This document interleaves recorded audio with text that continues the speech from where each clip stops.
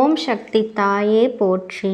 நீ நல்லது நினைத்தால் இந்த தாயின் ஆசீர்வாதத்தில் உனக்கு நல்லது மட்டுமே நடக்கும். என் அன்பு குழந்தையே, இன்று உன் அம்மா உனக்கு கொண்டு வந்திருக்கின்ற செய்தி மிக முக்கியமான செய்தி. உன் வாழ்க்கையை நீ காப்பாற்றி கொள்ள வேண்டும் எனில் இன்று இந்த வாக்கினை நீ முழுமையாக கேட்க வேண்டும்.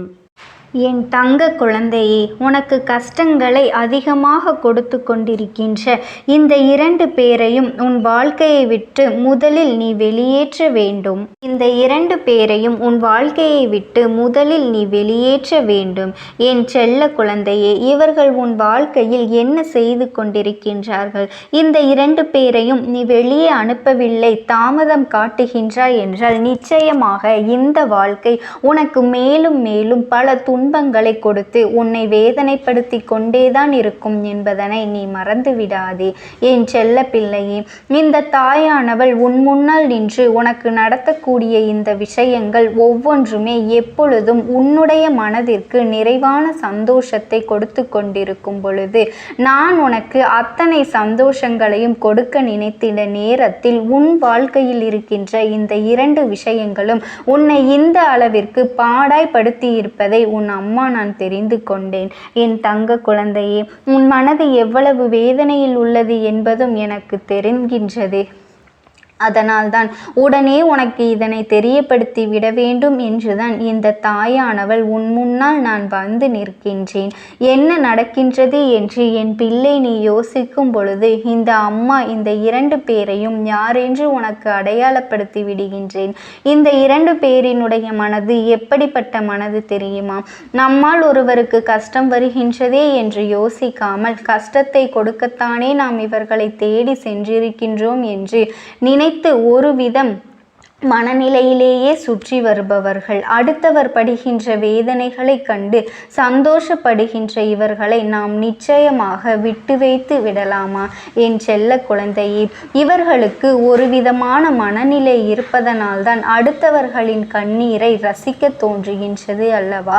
ஒரு சாதாரணமான மனிதன், தெய்வத்தின் மீது நம்பிக்கை கொண்ட மனிதன், இறை நம்பிக்கையினால் நாம் எதையும் சாதித்து விடலாம் என்று நினைக்கின்ற ஒரு மனிதன் ஒரு பொழுதும் அடுத்தவர்களின் கண்களில் கண்ணீரை காண விரும்ப மாட்டான்.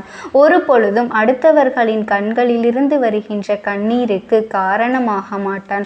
அப்படி இருக்கும் பொழுது இந்த 2 பேரும் உன்னுடைய கண்களிலிருந்து வழிகின்ற கண்ணீருக்கு காரணமாக இருக்கின்றார்கள். இந்த 2 பேரும் இந்த வாழ்க்கையில் உன்னை தொடர்கின்ற ஒவ்வொரு விஷயங்களுக்கும் மிகப்பெரிய காரணமாக இருக்கின்றார்கள். அப்படி இருக்கும் பொழுது மேலும் மேலும் உனக்கு என்ன நடக்கின்றது, ஏது நடக்கின்றது என்பதனை புரிந்து கொண்டு உன் அம்மா நான் உன்னோடு இருக்கின்ற இந்த நேரங்களை எல்லாம் என்னவென்று உணர்ந்து கொண்டு நாம் எப்பொழுதும் சந்தோஷமாக இருக்க வேண்டும் என்ற எண்ணம் கொண்ட என் குழந்தை, இனி எந்த நொடி பொழுதிலும் நீ இதற்காக வருந்த வேண்டாம். அம்மா இருக்கும் வரை உனக்கு இந்த வாழ்க்கையில் எந்த பயமும் தேவையில்லை. இந்த அம்மா நான் முன்னின்று ஒரு விஷயத்தை நடத்தும் பொழுது என் பிள்ளை எதற்காகவும் நீ வருந்த வேண்டிய அவசியமில்லை. வாழ்க்கை கட்டாயத்தினால் உனக்கு பல விஷயங்களை நடத்தி கொண்டிருக்கின்றது. இந்த வாழ்க்கை உன்னுடைய கட்டாயத்தினால் நிச்சயமாக பலவிதமான மாற்றங்களை தந்து கொண்டிருக்கின்றது. உன்னை சுற்றி இருப்பவர்களினுடைய எண்ணங்களை புரிந்து கொண்டதனால் என் பிள்ளை நீ அடைந்த மன உளைச்சல்கள் ஏராளம் அல்லவா? எதனால் நமக்கு மட்டும் இப்படியெல்லாம் நடக்கின்றது? எதனால் நம் வாழ்க்கையில் மற்றும் இது போன்ற பிரச்சனைகள் எல்லாம் நடக்கின்றது என்று சொல்லி என் குழந்தை நீ வருத்தப்பட்டாய் அல்லவா? இந்த 2 பேரையும் உன் வாழ்க்கையை விட்டு நீ கடத்தி விட்டாயானால், இந்த 2 பேரையும் உன்னுடைய வாழ்க்கையிலிருந்து நீ விலக்கி விட்டாயானால் அதுவே போதும். வேறு எதுவும் உனக்கு பெரிதாக தோன்ற போவதில்லை. வேறு எந்த ஒரு விஷயங்களும் பெரிதான அளவில் உனக்கு மாற்றங்களை கொடுக்க போவதில்லை. உன்னை சுற்றி நடப்பது எல்லாம் புரிந்து கொண்டு உன்னை தேடி வருகின்ற இந்த உண்மைகளை என்னவெல்லாம் என்று நீ தெரிந்து கொண்டு சர்வ நிச்சயமாக உனக்கான ஒவ்வொரு உண்மைகளையும் நீ தெளிந்து கொள்ள வேண்டிய நேரம் உனக்கு வந்துவிட்டது. இந்த அம்மா சொன்னது போல உன்னுடைய வாழ்க்கை இதுவரையிலும் உனக்கு கொடுத்த பிரச்சனைகளை நாம் சற்று திரும்பி பார்த்தோமேயானால் எங்கோ ஒரு வகையில் இந்த கஷ்டங்களுக்கு நீயும் ஒரு காரணமாக இருக்கின்றாய் என்பதனை நீ மறந்து விடாதே. தேவையில்லாத இந்த மனிதர்களுக்கு வாழ்க்கையில் இடம் கொடுத்து உன்னை சுற்றி பல இன்னல்களை இவர்கள் கொடுக்கும்படி நீ அத்தனை விஷயங்களையும் செய்திருக்கின்றாய் என்பதனை நீ மறந்து விடாதே.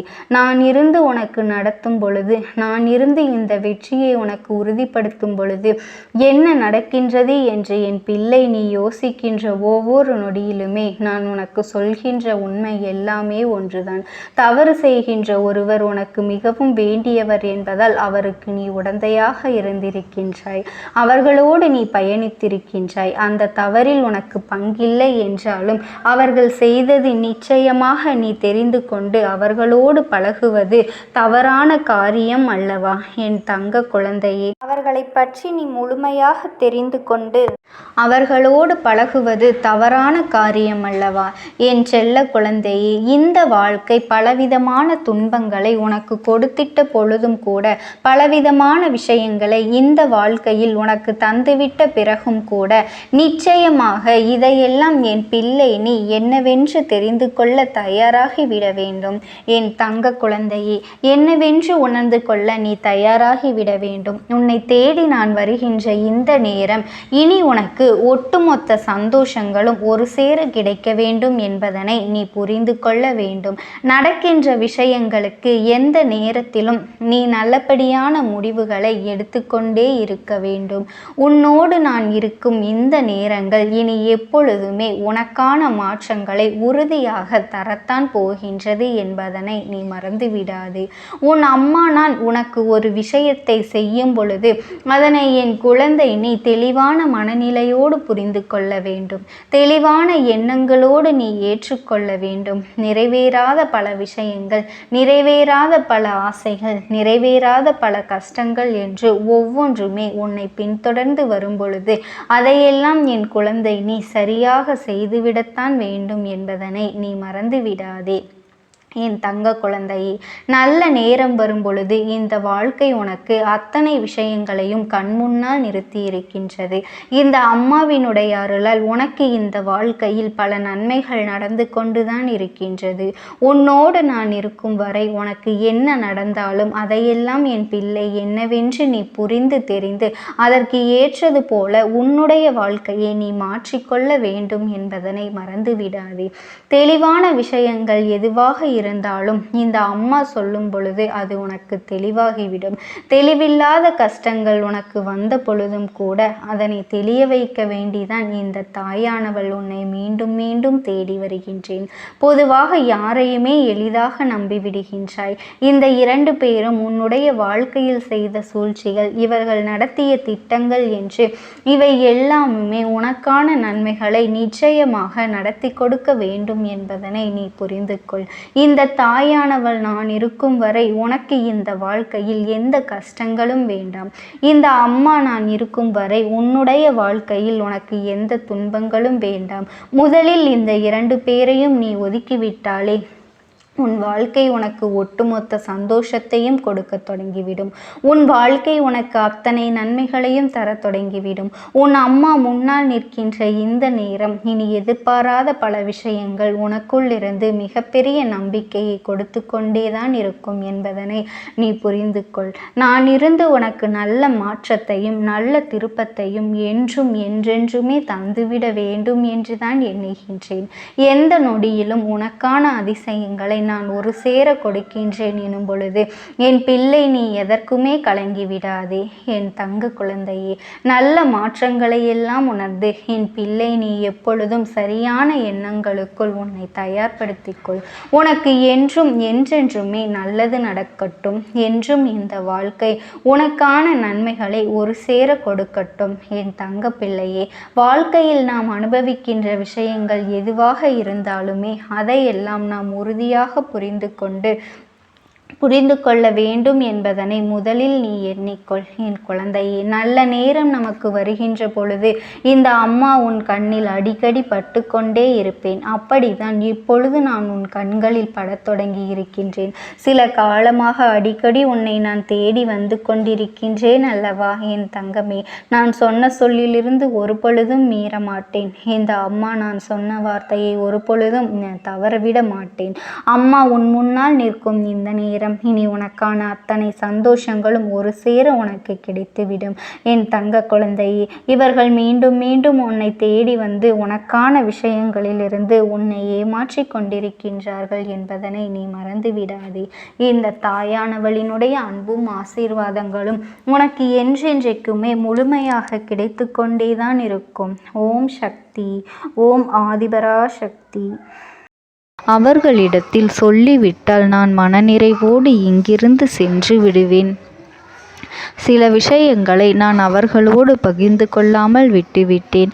அதற்கு சரியான நேரம் இப்பொழுது வந்திருக்கின்றது. இப்பொழுதும் சொல்லாமல் நான் சென்று விட்டால் இனி காலம் முழுவதும் என்னால் அவர்களிடத்தில் சொல்லிவிட முடியாது. இதற்கு நீங்கள்தான் துணையாக நிற்க வேண்டும் அம்மா என்று என்னிடத்தில் வாய்ப்பினை ஏற்படுத்தி கொடுக்க வேண்டும் என்று கேட்டது. என் தங்க குழந்தையே, இப்படி இருக்கும் பொழுது அவர்களிடத்தில் சொல்லிவிட முடியாது. அந்த வாய்ப்பினை ஏற்படுத்தி கொடுத்து என் வீட்டில் உள்ளவர்களிடம் பேச வைக்க வேண்டும் என்று என்னிடத்தில் கோரிக்கை வைத்தது என் தங்கமே. இப்படி மனதிலே எந்த கெட்ட எண்ணங்களும் இல்லாமல் உன் குடும்பத்திற்காக பேச வேண்டும் என்று கேட்ட ஆத்மாவிற்கு நான் அந்த வாய்ப்பு வழங்குவது தானே முறையாக இருக்கும். அதனால் இந்த அம்மா அந்த ஆத்மாவிற்கு அந்த வாய்ப்பினை கொடுக்க முடிவுகள் செய்து இப்பொழுது உன்னோடு பேசுவதற்காக வரவழைத்திருக்கின்றேன் என் பிள்ளையே. அந்த ஆத்மாவானது உன்னிடத்திலே என்ன பேசுகின்றார்கள் என்பதனை நான் என் மூலமாக உன்னிடத்தில் பேசி சொல்கின்றேன். இந்த அம்மாவிடத்திலிருந்து தான் அவர்கள் மனதில் பேச நினைப்பதை எல்லாம் பேச முடியும் என் தங்கமே. நேரடியாக ஒரு ஆத்மாவின் குரலை உன்னால் அத்தனை சுலபமாகவெல்லாம் கேட்டுவிட முடியாது. இந்த அம்மா அதற்காகத்தான் இன்று இந்த உதவியை செய்கின்றேன். என் குடும்பத்தில் இருக்கின்றவர்களிடம் பேச வந்திருக்கின்றேன். உங்கள் எல்லோரையும் நான் இனி காணவே முடியாது என்பதனை நான் உணர்ந்து கொண்டேன். என் வாழ்க்கையில் நிறைவாக இருந்து என்னால் உங்களுக்கு கஷ்டங்கள் வந்தாலும் உங்களால் எனக்கு எந்த கஷ்டங்களும் இதுநாள் வரையிலும் வந்தது கிடையாது. நான் நினைத்தது போல இந்த வாழ்க்கையை அத்தனை சந்தோஷமாக வாழ்ந்து கொண்டுதான் இருந்தேன். என் குடும்பத்தில் இருக்கின்றவர்களிடம் பேச வந்திருக்கின்றேன். உங்கள் எல்லோரையும் இனி நான் காணவே முடியாது என்பதனை நான் உணர்ந்து கொண்டேன். உங்களோடு இருந்த இந்த காலகட்டம் குறைவாக இருந்தாலும் எனக்கு கிடைத்த சந்தோஷங்களும் மகிழ்ச்சியும் ஏராளமாக இருந்தது. அதனால் எனக்கு எந்த ஒரு கவலையும் இதுவரையில் இருந்ததே கிடையாது. நான் நினைத்தது போல இந்த வாழ்க்கையை நான் சந்தோஷமாகத்தான் வாழ்ந்து கொண்டு இருந்தேன். ஆனால் இவ்வளவு காலம் எனக்கு சீக்கிரமாக என்னுடைய ஆயுள் முடிந்துவிடும் என்று எனக்கு முன்பே தெரியாது. அது தெரிந்திருந்தால் நிச்சயமாக என் மனதில் இருக்கின்ற அத்தனை விஷயங்களையும் நான் உங்களிடத்தில் சொல்லியிருப்பேன். ஆனால் எல்லோரும் நினைப்பது போலத்தானே நானும் நினைத்திருந்தேன். எனக்கும் இந்த உலகத்தை விட்டு செல்ல வேண்டும் என்ற ஆசை கிடையாது. மற்றவர்கள் சொல்வது போல எதற்காக பிறந்தோம், நாம் ஏன் பிறந்தோம் என்று ஒரு நாளும் நான் நினைத்தது கிடையாது.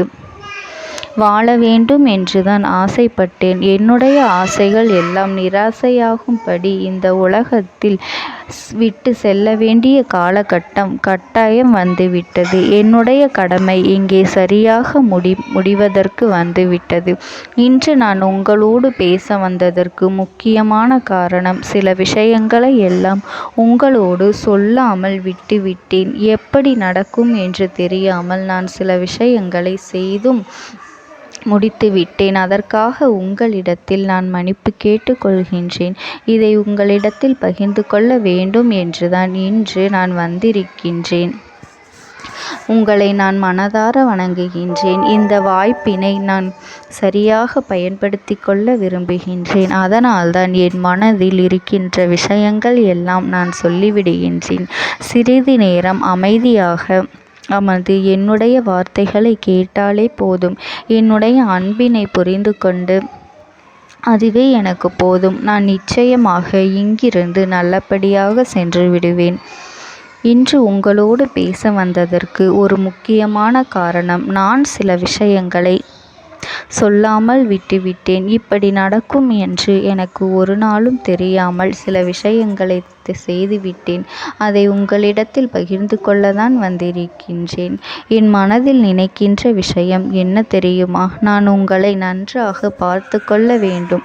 உங்களின் ஆசைகளை எல்லாம் நிறைவேற்றி கொடுக்க வேண்டும். உங்கள் வாழ்க்கையில் நடத்தி கொடுக்க முடியாமல் போனாலும் இனிமேல் அதையெல்லாம் நடத்தி கொடுக்க வேண்டும் என்று ஆசைப்பட்டு என்னால் ஆன முயற்சிகளை எல்லாமே செய்து கொண்டிருந்தேன். ஆனால் முழுமையான பலன்களை கொடுப்பதற்கு முன்பாகவே இது போன்று நடந்துவிட்டது.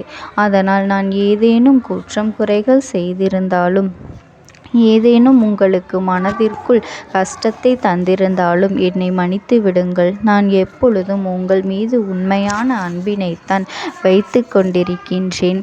நான் ஒரு நாளும் மனதில் ஒன்றும் வெளியில் ஒன்றுமாக ஒரு நாளும் நான் நடந்து கொண்டது இல்லை. அதனால் என்னவோ என்னுடைய குணங்கள் சிலருக்கு இங்கே பிடிப்பதே இல்லை. எதுவாக இருந்தாலும் என்னோடு இருக்கின்ற என் குடும்பத்திற்கு தெரியும் அல்லவா நான் யார், என்னுடைய அன்பு எப்படிப்பட்டது என்று. அதனால் என்னுடைய அன்பினை முழுமையாக உணர்ந்து கொள்ள வேண்டும் என்று அதனை இங்கிருந்து ஏற்றுக்கொள்ளவே முடியாத ஒரு விஷயமாகத்தான் இருந்தது. நானும் அங்கும் ஓடி ஓடி மீண்டும் என்னுடைய உயிரை மீட்டெடுத்து விடலாம் என்றுதான் முயற்சி செய்தேன். ஆனால் அப்பொழுது என்னால் அதையெல்லாம் செய்ய முடியவில்லை. உயிரற்ற உடலாக இங்கே நின்று கொண்டிருக்கின்றேன். நாட்கள் செல்ல செல்ல இதை எனக்கு ஏற்றுக்கொள்ள பழகிவிட்டது. இனிமேல் இதுதான் என்னுடைய உலகம். மீண்டும் அங்கே செல்ல முடியாது என்பதனை நான் புரிந்து கொண்டேன். செல்ல முடியாவிட்டாலும் ஆத்மா என்று ஆன பிறகு என்னுடைய உலகத்தில் இருந்தால்தான் எனக்கு சந்தோஷம்.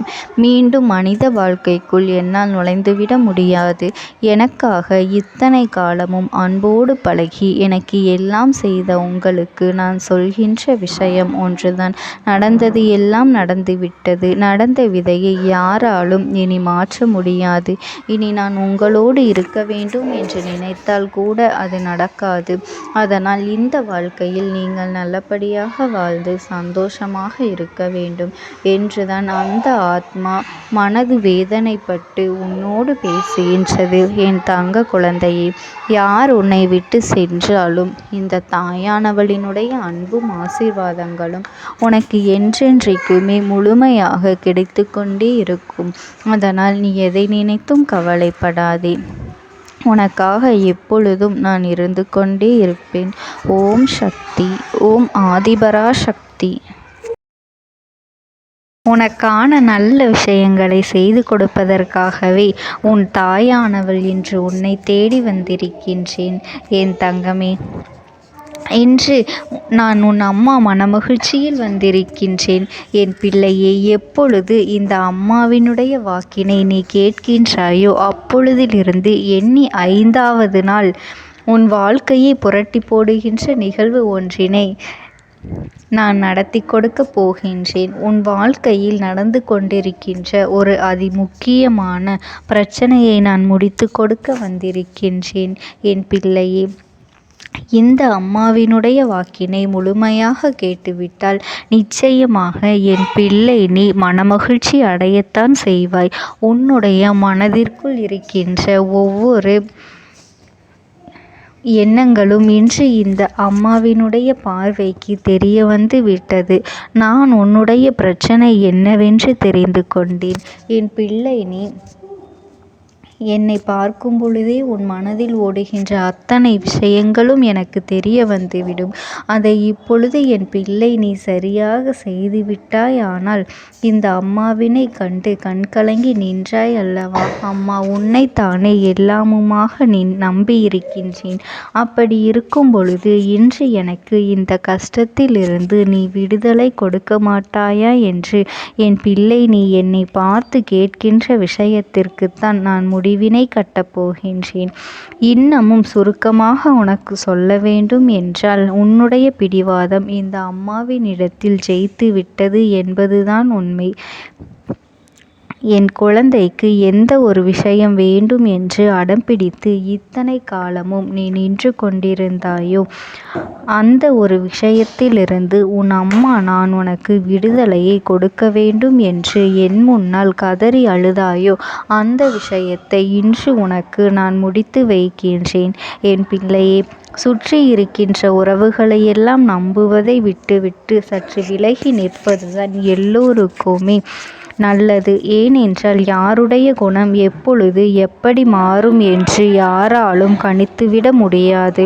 ஒருவரிடத்தில் நல்லபடியாக பேசிக்கொண்டு வந்திருப்பாய். ஆனால் அவர்கள் மனதிற்குள் என்ன இருக்கின்றது என்று உன்னால் ஒரு பொழுதும் தெரிந்து கொள்ள முடியாது. அவர்களுக்குள் 1000 விஷயங்கள் ஓடும். உனக்கு செய்து தருவேன் என்று வாக்குறுதியை கொடுப்பார்கள். ஆனால் அதன் பிறகு பார்த்தாயானால் ஒரு நிமிடம் கூட யோசிக்காமல் சற்றென்று இவர்களுக்கு முடியாது என்று சொல்லிவிடுவார்கள். மனதிற்குள் அவர்கள் நினைப்பது நீ சொல்வதை சொல்லிவிட்டு போ. நான் எதற்காக உனக்கு உதவி செய்ய வேண்டும்?